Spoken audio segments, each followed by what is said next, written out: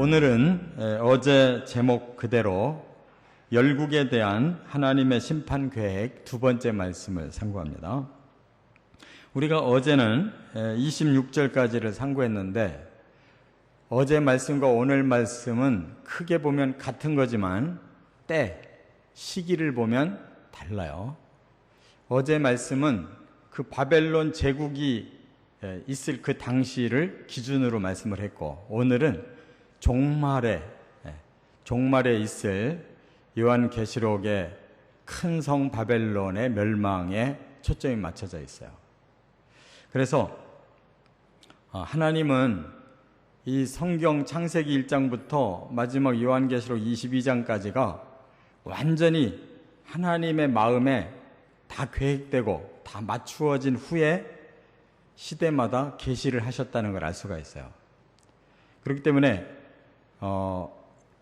적어도 아담 시대가 지금부터 6천여 년 전으로 거슬러 올라가는데 적어도 그 6천여 년이면은 인류는 아주 미개한 상태에서 6천년 동안 발달돼 왔기 때문에 사람이 써가지고는 이렇게 내용이 완벽할 수가 없어요.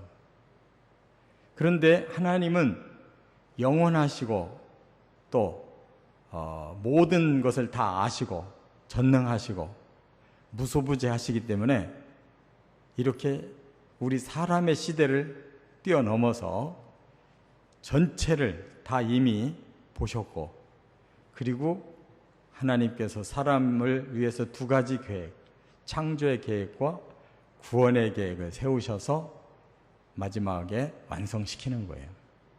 그렇기 때문에 성경을 우리가 전체로 보고 그 핵심이 쫙 꿰어져야 성경을 제대로 이해한 겁니다. 그래서 하나님은 그 시대를 예언하기도 하시고 그 시대를 예표로 해서 미래를 예언하기도 하시는데, 오늘 본문이 아주 정확하게 바벨론 제국의 그 시대를 말씀하면서 마지막에 하나님이 이 세상 끝에 나라를 큰 성 바벨론이라고 이름을 일부러 그렇게 지어서 말씀했고, 그게 요한계시록 18장인데 그걸 영적으로는 17장에, 제가 어제는 18장 19장이라고 그랬는데 그게 한 장씩 좀 비껴나갔네요. 17장은 큰 음녀의 땅이라고 그랬어요. 그러니까 하나님을 배신하고 사탄에게 붙어서 이 역사가 이루어졌기 때문에 큰 음녀의 땅이 망한다고 그랬고, 그 악한 계획을 가지고 세운 성, 이 문명을 18장에서는 큰 성 바벨론이라고 이렇게 말씀합니다. 이 두 가지가 똑같은 이 세계를 말하는데 둘 다 완벽하게 무너진다는 거예요. 그래서 그 앞에 어떤 과정을 통해 무너지는가를 이 계시록은 말씀하고 있는데, 그게 바로 인해재앙, 나팔재앙, 대접재앙이라는 겁니다. 인을 뗄수록 재앙이 점점 심각해져요. 마지막 7째 인을 떼면 그때부터 아주 마지막 심각한 부분이 나팔재앙으로 이렇게 설명되고, 마지막 7번째 나팔재앙을 불면 그 마지막 순간에 최절정에 달하는 그 과정을 대접재앙으로 7번 나누는 거예요. 그러니까 이것은 핵이 터지는 것과 똑같습니다. 그래서 하나님이 중간에 구원할 자를 구원하셔야 돼요. 그게 바로 요한계시록 그 7장에 보면 뭐라고 나오는가 하면 큰 바람이 부는데 그것을 천사들이 사방을 막고 있대요. 막아가지고 이 완전히 세상이 멸망되는 큰 바람을 사방으로 막고, 거기서 두 가지 구원이 일어나요. 하나는 선민 이스라엘의 구원 14만 4천, 4절에 보면 14만 4천이라고 그랬고 8절까지로 끝나고 9절로 넘어가면 셀 수 없는 큰 무리가 구원을 받아서 하나님 찬양하더라. 거기는 이방인 구원을 말씀하는 거예요. 그게 어느 때냐? 7번째 인을 떼기 전. 6번 인의 재앙이 다 이루어진 후에 마지막 7번째 인이 떼어지면 그거는 결정적인 환란이에요. 그 직전에 바로 14만 14천을 구원하고 셀 수 없는 많은 무리를 구원하신다. 천사들을 동원해서 큰 바람을 막으신다. 오늘 본문에 그 큰 바람이 여기 나와요. 이와 같이 성경은 일목요연하게 이렇게 계속 계시를 하기 때문에 그거를 성경을 깊이 들어가는 사람은 그게 연결되고 그게 어떻게 발전되고 어떻게 귀결되는가를 저절로 알게 돼 있어요. 뭐 특별한 방법을 가지고 아는 게 아니고 성경을 사랑하고 꾸준히 성경 말씀을 깊이 들어가는 사람은 결론이 이렇게 나는구나 하는 거를 전체 스토리 속에서 하나님이 계속 넣어주시고 점점 더 구체적으로 깊게 주시기 때문에 다 자연스럽게 알게 돼 있어요. 그래서 말씀을 평생 우리가 끊지 말고 계속 들어가는 축복이 가장 큰 복인 줄 믿습니다. 그래서 오늘 세 가지 심판을 말씀했는데, 첫째 27절부터 31절에는 모든 사람을 심판하신다. 인류가 하나님의 심판에서 열애가 없다는 거예요.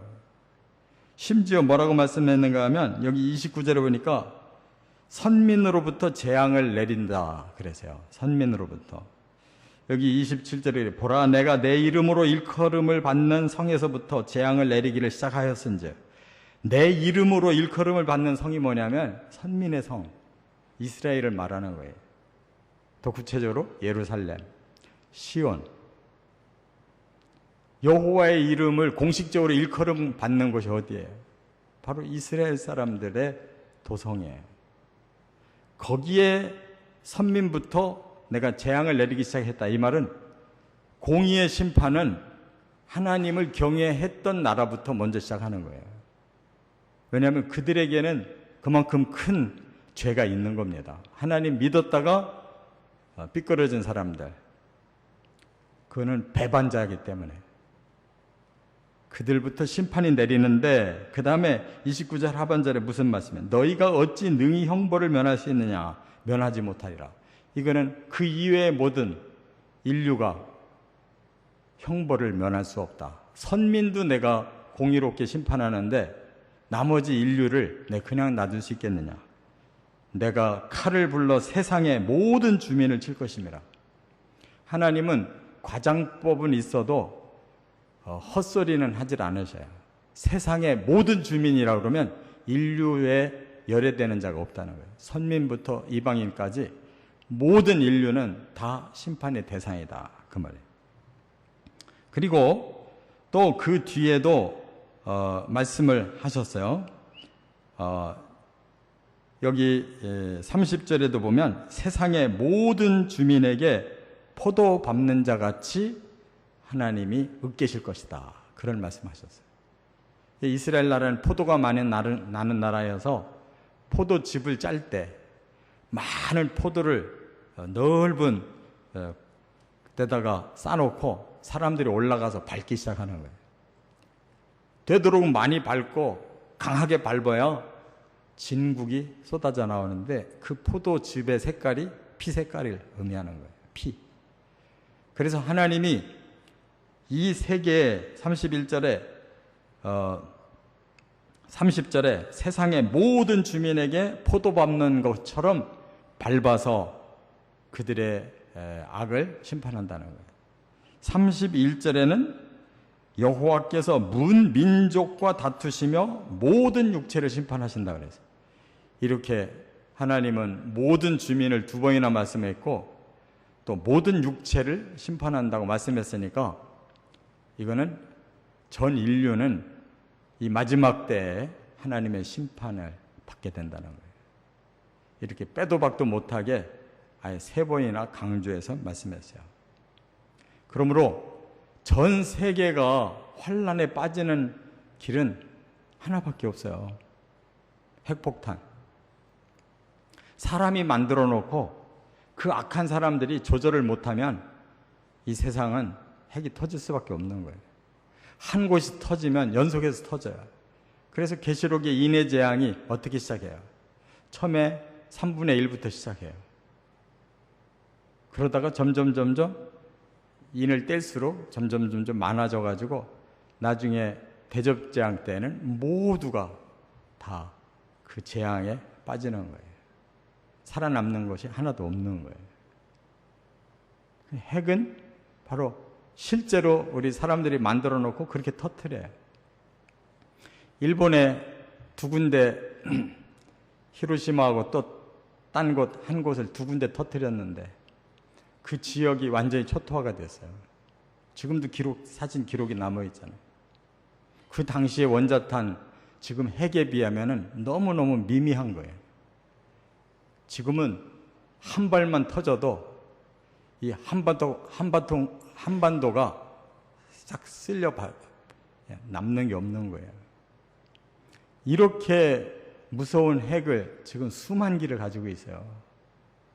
지금 북한도 전에는 10개를 가지고 있다 그러더니 지금 100개를 가지고 있는지도 모른다고 지금 그렇게 추정을 하잖아요. 그리고 그러한 인간들이 이걸 조절할 능력이 있냐고요. 이와 같이 모든 인류가 동시에 재앙이 임하는 거예요. 두 번째, 32절 33절에 보면 모든 나라를 심판하신다 그랬어요. 모든 나라를 심판하신다. 재앙이 나라에서 나라에 미칠 것이다. 32절에 그러셨죠. 나라에서 나라에 미친다. 왜?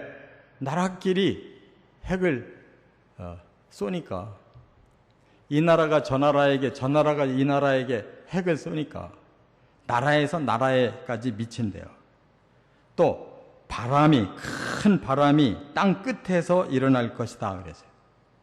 저쪽 끝에서 핵의 바람이 일어나면 이쪽 끝까지 가는 거예요. 지금 북한에서 미국까지 그게 넘어갈 수 있는 그게 개발된 거예요. 그래서 미국이 이렇게 발등에 불이 떨어져서 북한과 타협하려고 하는 거예요. 얼마나 먼 거리인데 태평양을 건너서 떨어뜨릴 수가 있는 거예요. 미국은 더 말할 것도 없이 더 멀리까지 지금 쏠 수가 있고. 그러니까 온 세계가 반만 돌아가면 전체가 다 서로가 쏘면 완전히 온 세계가 다 핵에 빠져요. 그러니까 나라를 하나님이 심판하신다는 것은 이걸 백성들이 하는 게 아니고 백성들은 피해자일 뿐이고 그걸 주도하는 것은 나라별 전쟁이에요. 나라와 나라가 전쟁하는 거예요. 그래서 큰 바람이 땅끝에서 일어날 것이다. 그런데 아까 제가 말씀드린 것처럼 계시록 7장 1절부터 9절에 네 천사가 나타나서 사방에 그 바람을 잠시 붙잡아 놓고 14만 4천과 셀 수 없는 많은 무리를 구원해 내시더라. 그렇게 말씀하는 거예요. 핵 떨어지기 전에 구원받아야 될 줄 믿습니다. 하나님께서 공중으로 재림하셔서 한순간에 부활하고 한순간에 우리 성도들이 휴거되는 역사가 일어 있어요. 데살로니가전 4장에 분명히 말씀을 했어요. 그 다음 이렇게 떨어지면 어떤 현상이 일어나느냐. 제일 33절에 뭐라고 그러냐면 애곡하는 자가 없고 시신을 거두어 주는 자가 없고 매장하여 주는 자가 없고 그랬어요. 왜? 다 죽었는데 누가 누구를 걷어주고 누가 누구를 매장해줘요. 그러니까 지면에서 분토가 된다. 모든 사람이 한꺼번에 죽으면 그냥 자연히 그 산화가 돼서 시체들이 분토가 돼버리고 마는 거예요. 누가 누구를 애곡하고 장사 치러주고 할 상황이 아니에요. 핵이 터지면 그 지역은 다 끝나는 거예요. 지금도 일본에 그 원자로가 터져가지고 거기 지금 못 들어가잖아요. 거기는 완전히 그냥 사망의 땅이에요. 러시아의 체르노빌도 완전히 사망의 땅이에요. 거기는 못 들어가요. 끝으로 세 번째 34절부터 38절에 보면 모든 지도자를 심판하신다. 결정타는 지도자들에게 있는 거예요. 그거를 무조건 나라를 치는 게 아니잖아요. 그 나라를 이끄는 지도자들이 친 거예요. 지도자들이 결정을 잘못하고 지도자들이 자기 분에 못 이겨서 핵을 쏘기 시작하면 다른 나라 지도자도 막으려고 쏘고 그러다가 전체가 터져버리는 거예요. 그래서 결과적으로 하나님이 최종적으로 심판을 선언하는 것이 지도자들이에요. 여기 보니까 목자들을 치고 또 양떼 인도자들을 잿더미 위에서 뒹굴게 할 것이다 그랬어요. 목자들, 양떼 인도자들, 이게 바로 온 세계를 이끌고 가는 지도자들이에요. 오늘날로 말하면 트럼프나 김정은 같은 자들이 어떤 결정을 할지 몰라요. 그렇게 사람은 믿을 수가 없는 존재예요. 사탄에 사로잡혀 있으면 어떤 짓을 할지 모르는 자들이에요. 그런 자들을 우리가 믿고 지도자라고 따른다는 것이 얼마나 어리석어요. 이 세상의 지도자들을 따를 수가 없어요.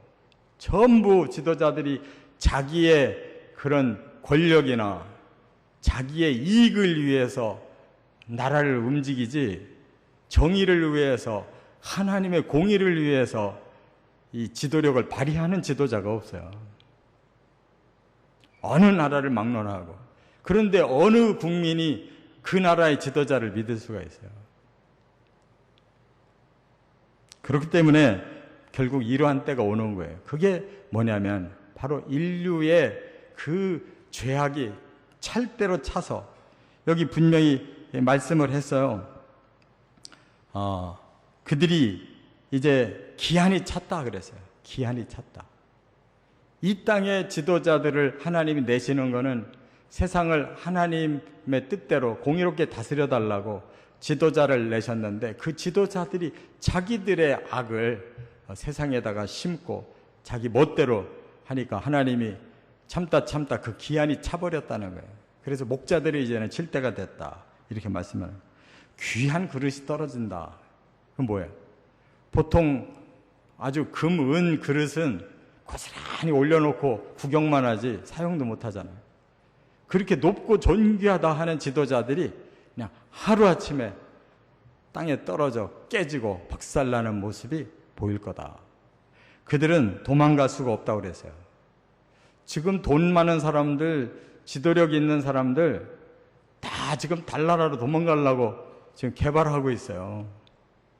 그런데 소용없다는 거예요. 하나님이 이미 정의하셨어요. 너희 지도자들은 도망갈 곳이 없다. 여기 분명히 말씀했잖아요. 도망갈 수가 없고 도주할 수가 없다. 이들은 사탄의 사주를 받아서 자기들은 얼마든지 살 것으로 생각하고 이 땅에 이런 헛된 도전을 일으키지만 결국 그들도 사탄에게 속은 거예요. 그래서 이 평화로운 목장들을 바로 이 목자들이 이렇게 온 세상을 쑥대밭을 만들어놔서 그 하나님의 진노의 열기 앞에 적막한 땅이 돼버렸다. 적막이 뭐예요? 아무것도 없는 거예요. 이 평화로운 세상, 하나님이 지어놓으신 이 아름다운 이 세상의 산야를 그 사람들이 다 잘못 인도를 해서 적막한 땅을 만들어 놓은 거예요. 하나님이 그러시는 게 아니에요. 그래서 하나님이 젊은 사자가 굴에서 나오듯이 그렇게 호통을 치시고 분노하시고 극렬한 진노로 이렇게 폐허를 만드신다 그랬는데 사실상 하나님이 사람을 그렇게 하는 게 아니고 세상을 그렇게 하는 게 아니라 사람이 사탄에게 속아서 그렇게 황폐하게 만드는 거예요. 그렇지 않겠어요? 하나님은 사람을 사랑하고 이 세상을 사랑하셔서 이렇게 아름다운 세상 만들어 놨는데 그것을 이렇게 사탄이 거짓 지도자들, 악한 자들을 통해서 이렇게 세상을 다 쑥대밭 만들고 그래야 자기들이 하고자 하는 것을 목적을 달성하는 거예요. 이 사탄의 이 악한 계획을 세상 사람들이 모르고 다 속아 넘어가고 있어요. 정신 바짝 차리시고 이 종말이 한번 환란이 거쳐야 우리 믿는 자들은 예수 그리스도가 오셔서 천년의 나라, 처음 하나님이 계획하신 에덴 동산이 회복되는 거예요. 천년 왕국이 반드시 하나님과 성령과 예수님의 손으로 다시 회복되어야 구원을 경험하는 거예요. 꼭 깨달으시고 이 믿음 가지고 살아가시기를 주의 이름으로 축원합니다.